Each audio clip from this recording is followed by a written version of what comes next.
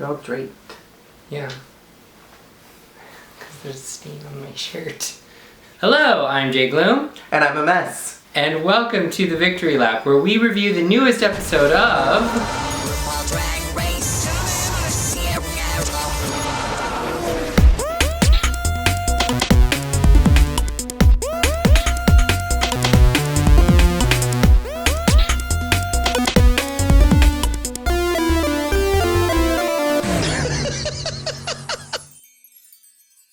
Last week on RuPaul's Drag Race, we had our all singing, all dancing, lip sync extravaganza and said goodbye to 2 queens. So this week, Ru brought one back. Everyone on the internet is really salty about Nisha coming back. But who the fuck else was she gonna bring back? I mean, really. They probably overplayed it a little bit, but yeah, who else was gonna come back? Well, and it didn't help that literally all the queens on social media were posting, "Bring me back, I'm ready to come back." Like, we all would have died and gagged if they had brought back like Shangela or Trixie or anybody else, but we knew that that wasn't gonna happen.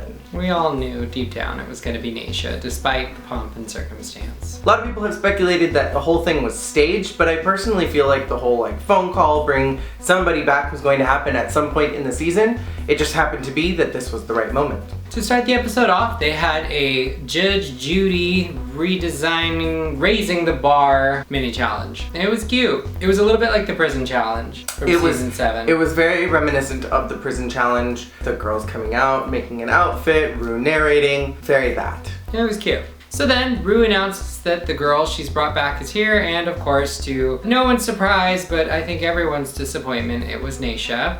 But let's be fair, Nisha needs a second chance to redeem herself after that horrible toga incident in episode 1. As a prize for winning the mini challenge, Naomi is one of the team leaders, and as a special welcome back present, like Nisha, a consolation prize. As a consolation prize, Nisha is the other team leader, and they will be acting in RuCo's Empire, a spoof of the Empire TV show. I was a little wary of...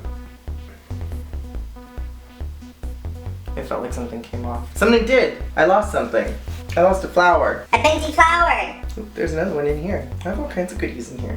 Here. I'm good, I don't want your titty flowers. I mean, it's better than some titty caca, but... I was a little nervous about an acting challenge this season because honestly we had so many in season 7. But you know what?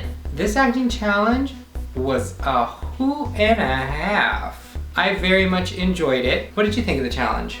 I was a little worried about the acting challenge purely because of the trailer that we got, which showed all the girls inside of Ru's salon, and they were just such bad actors that it seemed so, we're acting in a stage, and I'm saying this thing, not looking at the camera. And so my personal thought was that this acting challenge was going to be really atrocious. This flower does not want to stay on. Just gonna keep it in here. So I was worried, and I was sure that it was just gonna be a big flunk, but I think the way that it was designed is really it focused on one character, and everybody else was kind of like the side characters, and so it didn't really leave a lot of room for anybody to majorly screw up. That being said, we did have some people who I thought were absolutely the worst. I didn't like Derek, and I did not like Cynthia in this acting challenge, which is unfortunate because I love Cynthia. I liked her, like she was entertaining, but for all the wrong reasons. I think that's what, Precisely. I think Bob said that. She was hilarious for all the wrong reasons. Derek was just awful. Derek was acting! You know who Derek was giving me? Milan. Yes. Acting to the sky, you know, acting not to in the no scene one. with anyone. Overdoing the whole thing. And then Robbie was just bad, bad, bad. Which was really unfortunate because in the workroom, what little bit we got of the workroom, Robbie seemed to be the most confident in this and seemed to be doing pretty good and had the most ideas and was kind of helping give direction to the team. And then they got out on stage and she fell apart. Just like that sentence fell apart for me. I want to give a special shout out to Kim Chi though, because Kim Chi seemed to be really struggling when they first started. In fact, she was originally going to play the role that was given instead to Thorgy, and instead of letting that trip her up, instead of being a mess, she just kept on plucking along. And then when she got direction from Ru and Faith Evans, she took it and she ran with it. And I thought she did a very, very good job. One thing that the producers really like is when a queen can take direction well, and especially the judges really respond to that. Of course, the big standouts in this episode, no debate, no contest. Thorgy and Bob. Oh my goodness. They played the same role in the two different groups. Chocolate chip cookie. Chocolate chip cookie. And they were both amazing. What really impressed me about Thorgy's performance was that, first of all, she just seemed so sweet and kooky, and I just spit all over your tights, I'm sorry. And she seemed so nice and fun. She got nasty with it, and she committed, not 110%, she damn committed 1,010%. She was so good. And Bob showed what Bob is best at in this episode, which is her power to ad-lib and to just make up things on the spot and still be very funny. And I thought it was very impressive to see that she added to the script and still managed to keep the character. My personal favorite out of the two was definitely Thorgy, because I just appreciated what she was bringing. I thought she was more invested in the character, and I felt like it was such a 360 from her. I think, for me personally, what makes an actor or an actress really good is the capability to transform themselves, that they are no longer them. And I felt like Bob was giving us a rendition of herself. And that's what I really liked about Thorgy, because it was such a polar opposite of what she is. We also got to learn a little more about Thorgy's past, which was a bit of a tearjerker. It was so emotional, because you see Thorgy as this very happy, positive person, and you find out that this horrible thing has happened, and yet Thorgy can still manage to keep smiling. And I think it's one of those things that definitely solidifies her as a top 4 candidate, because she's got something that is relatable.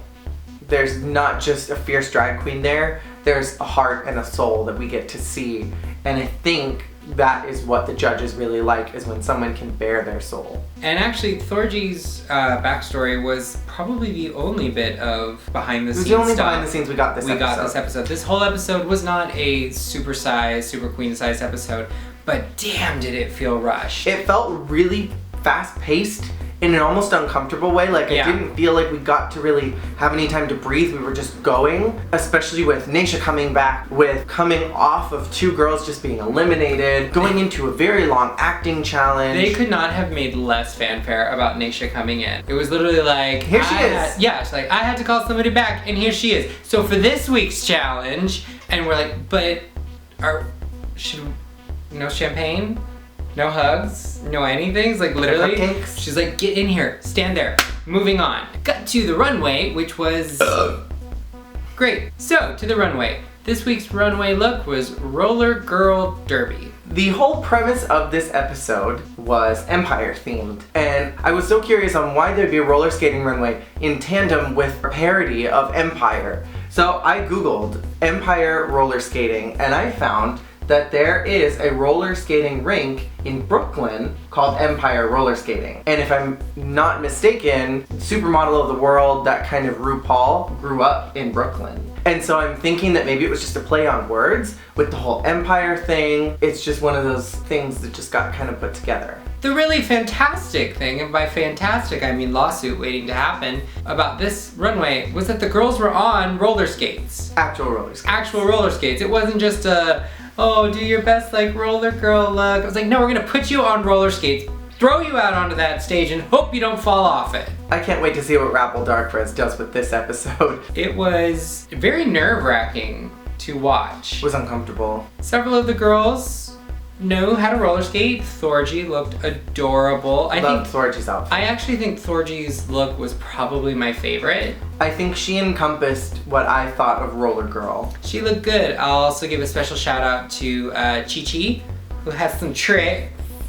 She has some tricks. I appreciated the camp factor that we got from Bob in doing a kind of Tron-like runway. I appreciated it. So the winner for this week's challenge, it was clearly between Bob and Thorgy. There was no contest. The chocolate chip cookie was going to be the winner of this challenge, whether it was Thorgy or Bob. Chocolate chip cookie was going to win. I think that Bob won if you didn't know. Bob won based on the technical skill aspect, because while Thorgy was fantastic and did a great runway, I think just on a technical level, what Bob did was so much more complex. I personally would have been okay if Thorgy had won, but I mean, I'm whatever about Bob winning. I just want to give a special shout out to Bob the drag queen for being the second queen in RuPaul's Drag Race history to reuse the same prop over and over and over again, but in a creative way. The first queen was Jocelyn Fox with that damn necklace like, I think 6 or 7 times.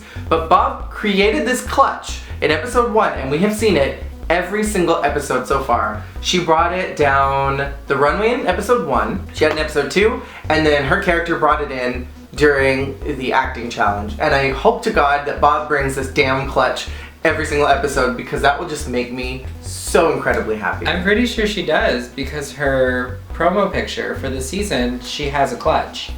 And she's doing that walk she does with it.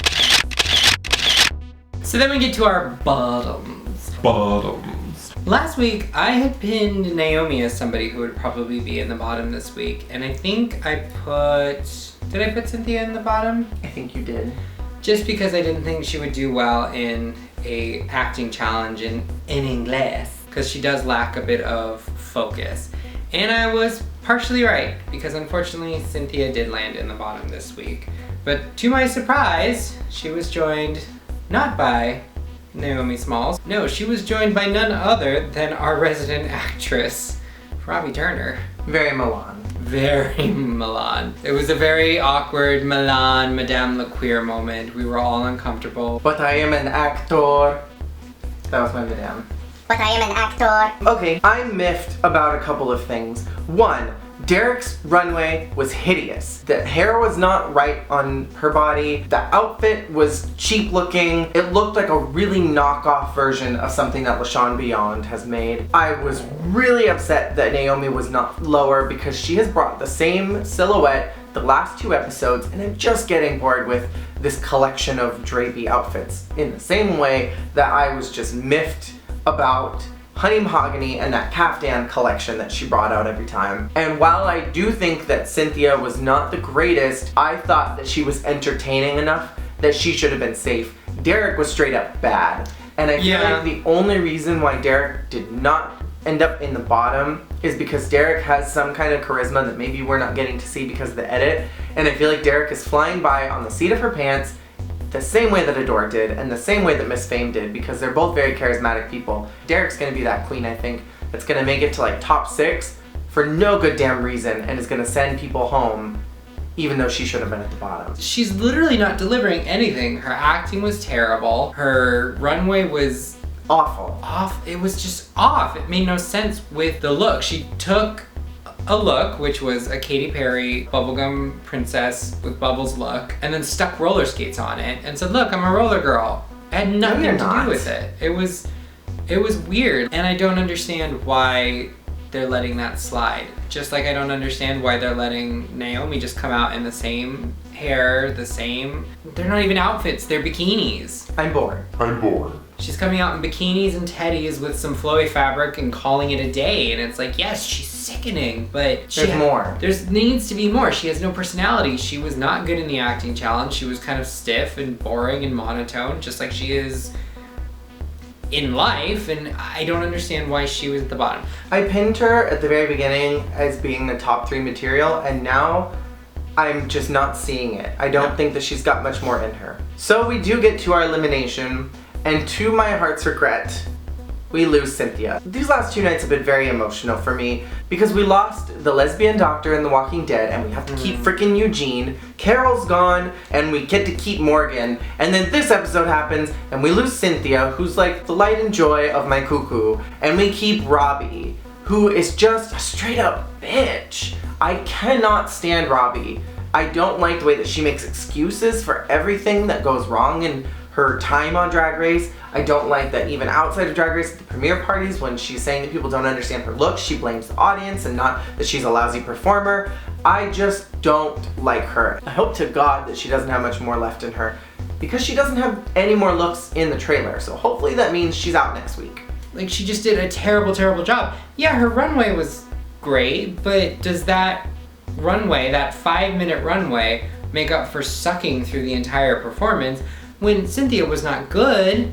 But she had the same problem that Kenya had in the acting challenge, where it was just her English was the barrier. Yeah, but her energy was correct. Yeah, she was there. She was giving it her Derek all. should have She been was at the having bottom fun. with Robbie. It should have been Derek and Robbie, for sure. It should And one have of them been should have Derek gone and Robbie. home. Or both. Or both. Again. Then we can call Shangela or Trixie. And or we can do Then it we safe. can do your thing of 3. You know what? We should have gotten rid of Robbie, Derek, and Naomi. And then brought in Shangela, Raven, and Trixie. See? And then everybody's happy. But alas, we lost Cynthia, and my cuckoo will never be the same. My cuckoo has a big hole that will never be filled. A big gaping hole. It's gaping. Cavernous. Cavernous. You can blow into my mouth and yell something, and you'll hear it echo out Echoes the right back. out. So next week we have a singing challenge, and I'm a little worried about this one, but I am very confident that Chi Chi is going to do well because we know that she can sing, and she specifically said in her Meet the Queens that she would have won any of like the Broadway or singing challenges. So I'm hoping that means she does well, and Chi Chi can win 2 challenges. I just love her so much, and I really want her to be top 3. At this point in the game, I'm really hoping that the top 3 is Kim Chi, Chi Chi, and Thorgy. And then Bob could be our 4th place, and 5th could be like, who cares? But I'm thinking that next week we're probably gonna lose either Robbie or we're gonna lose Nisha. Either one I'm fine with, because honestly, Nisha's very lovely, she's very pretty, but I'm sorry, she's so filler to me. And bottom line is she can't sew. So it doesn't matter how far she gets, she's not gonna make it past the makeover. Unless God's hand touches RuPaul's Drag Race and Nisha somehow squeezes by and someone does worse than her. And even if she makes it past that, she's not gonna make it past the ball. And Robbie is just... Filler. Bye. You know who Robbie is? She is a backup drama queen for this season. Acid Betty is clearly the one bringing the drama this season. She's clearly the one bringing the bitchy, bringing all that, you know, the muttering stuff behind people's backs. Robbie is the backup for that because she's actually nice to the girls on screen, but then she goes and bitches about them off screen. But it's not even good reads, it's just It's just bitchiness. Speaking of off screen versus on screen, what had happened to the shade tree? The shade tree just disappeared. It's gone. Did George Washington come and chop down the shade tree after he was done with the cherry tree? I need to know. Inquiring minds want to know. If I don't get some more shade tree, I'm gonna be pissed. It's probably gonna be an extra that you have to watch, like a 30-second commercial for those damn balls rolling down advertising for the phone commercial. Thank you so much for watching this episode of the Victory Lab. Let us know what you thought of this week's elimination. Are you as upset as we are about our cuckoo having a big hole? Or are you happy that Robbie stayed? Let us know below. Let us also know who you think might be going next, and maybe who your top 3 to 4 are at this stage in the moment, game. At this stage. Thanks so much for watching. We'll be back next week whether you want us to or not. Say goodbye to her.